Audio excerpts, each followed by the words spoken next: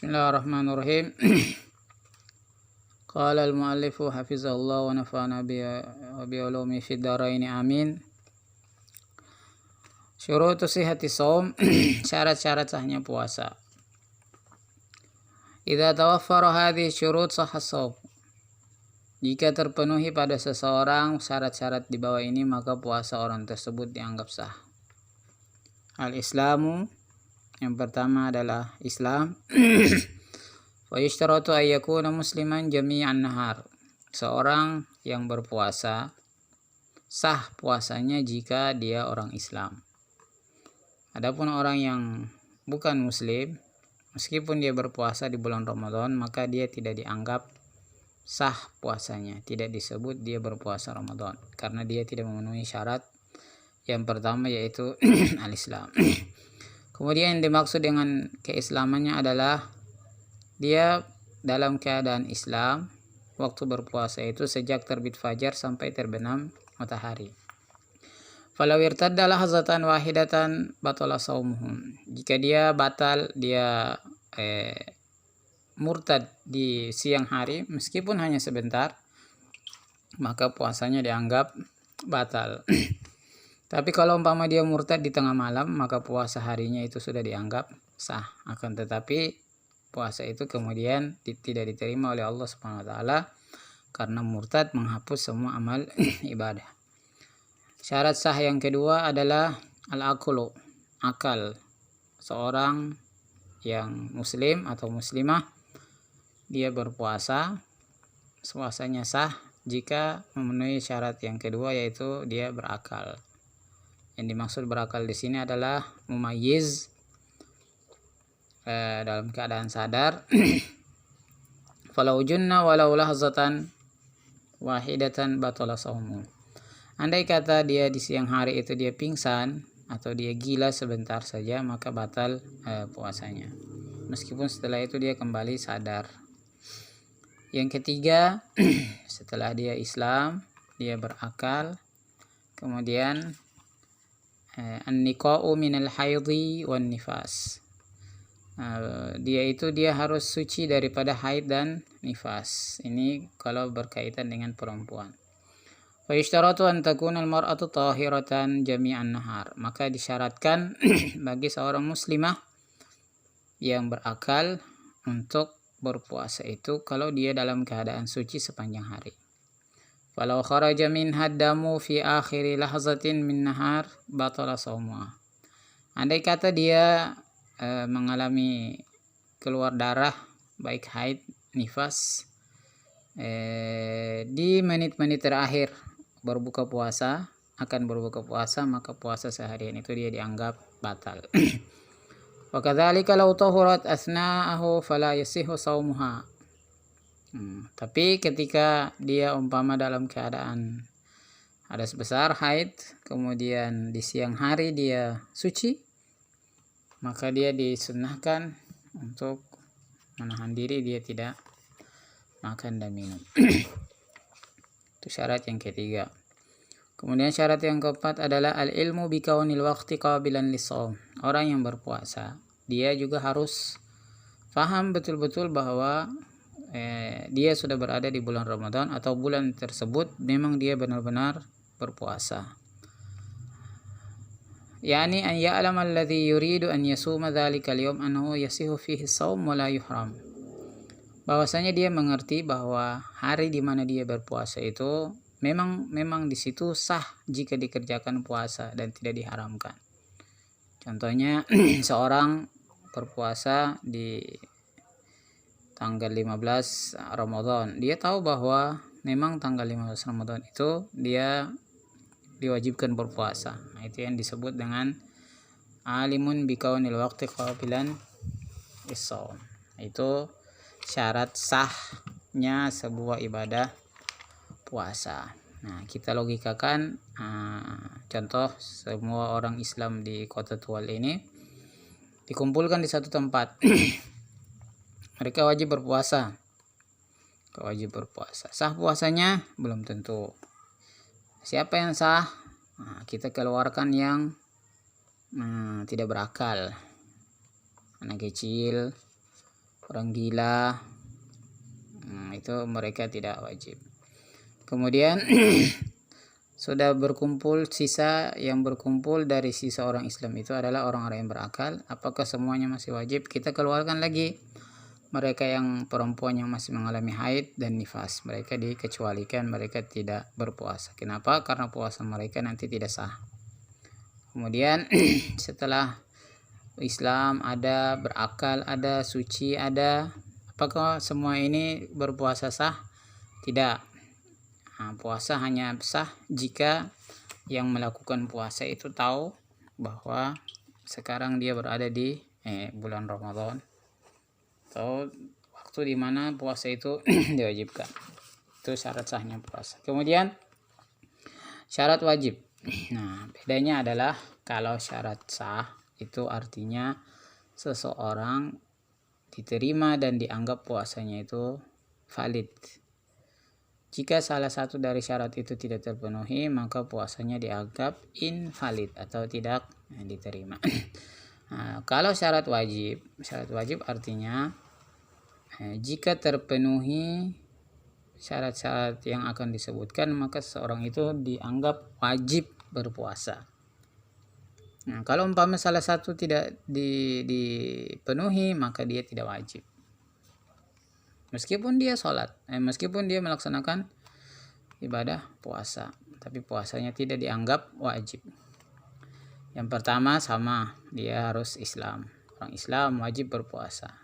Apakah seluruh orang Islam? Tidak. Orang Islam yang sudah mukallaf, yang sudah balik, kemudian berakal. Ayyakuna baligon akilan, dia berakal. Wa amma sabiyyu fayajibu ala wali amrihi ay ya'murahu bis-shaum.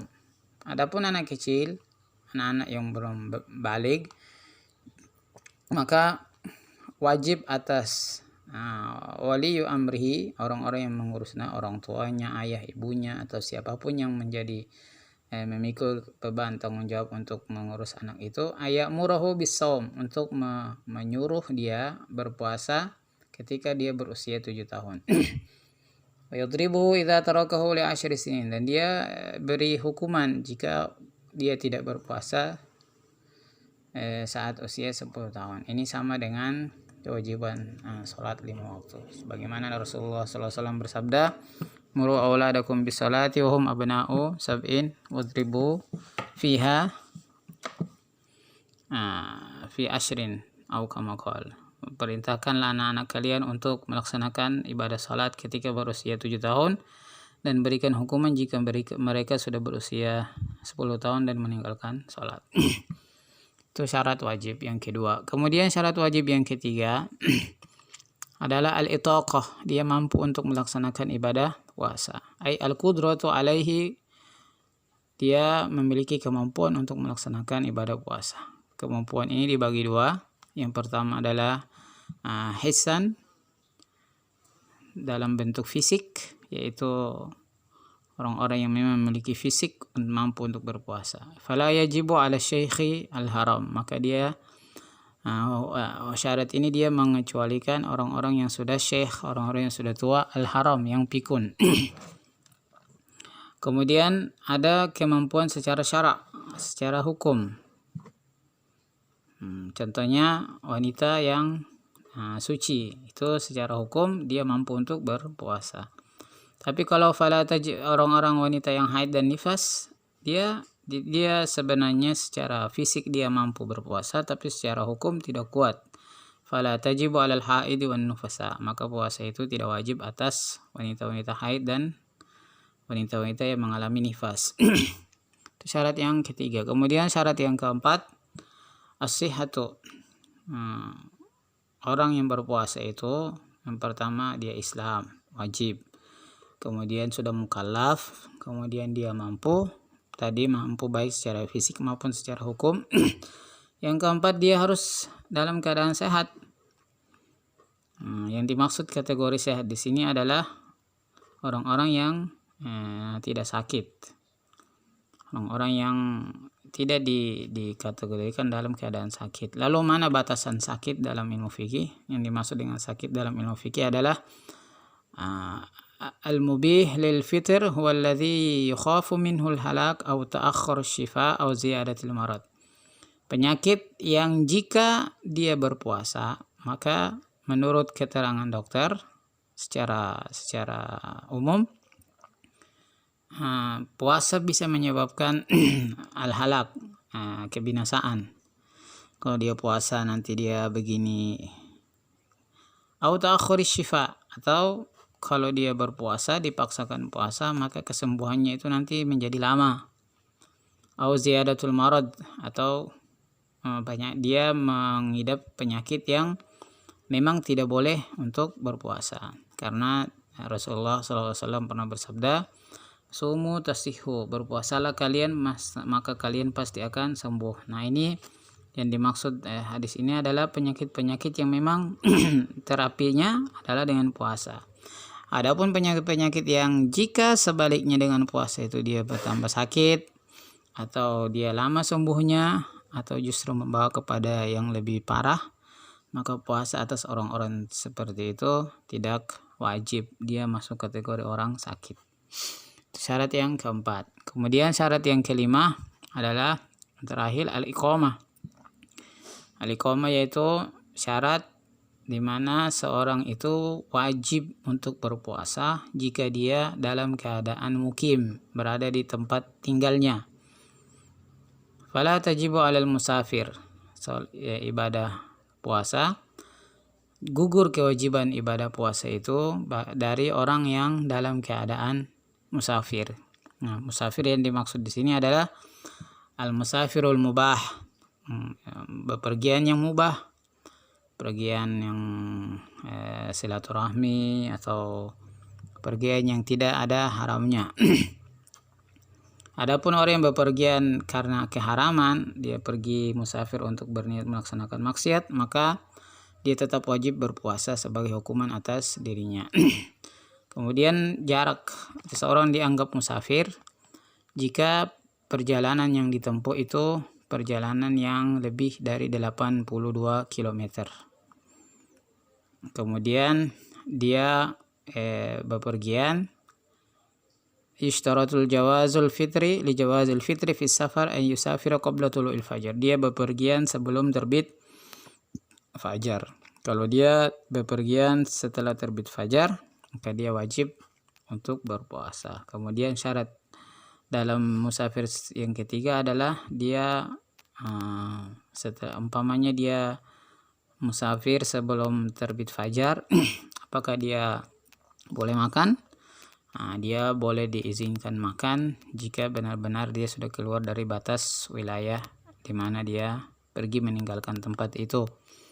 Kalau dia masih di rumah, kemudian rencananya dia mau berangkat setelah terbit fajar, maka dia tidak boleh makan. Kalau dia makan dengan sengaja, maka dia dianggap meninggalkan ibadah puasa. Allahu a'lam bishawab.